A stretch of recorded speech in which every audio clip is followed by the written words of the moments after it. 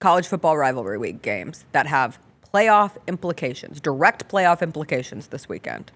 The most important game we will be talking about on Monday was what? Oh, gosh. This should be so easy for you. I thought you'd have the easy answer. Well, listen. Ohio State loses, and they're still getting in. Yes. So I don't. But then does Oregon become a?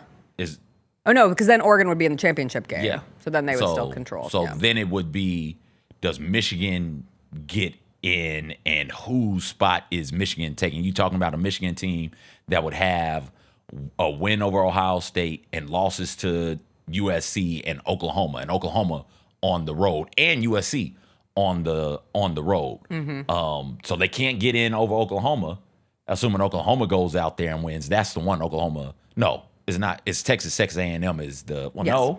No, because which one? Texas A&M is going to get in no matter what.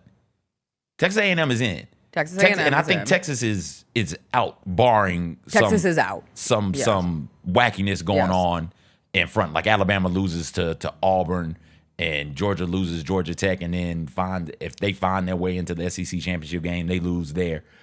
Gosh, oh man, there's so many. It's 21 of these types of games right now. Oh gosh, it's so hard to say which one matters the most. Who's Miami got? That's not a rivalry, though. It's not a rivalry, but I think the ACC mess is probably the most chaotic. Because they can't get in. Nobody in the ACC can get so in Miami with a plays loss. Pitt. You got to win. Miami plays Pitt, who is ahead of them in the ACC standings. The SMU-Cal game is also fascinating because if SMU wins, they are primed to make the ACC championship game. But Cal now has an interim head coach because Cal fired Justin Wilcox coming off of the Stanford loss.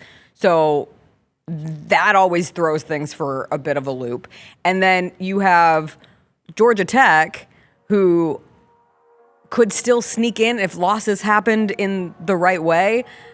But regardless, the ACC is going to have a conference champion who is likely ranked outside of the top 12, and they will get one of those spots. And that's where you have people starting to look at the 12-team bracket and saying, is this really fair? Like, should this ACC team get in? Should Tulane, should they win the American, get in over? And I say yes, because that's how this was created.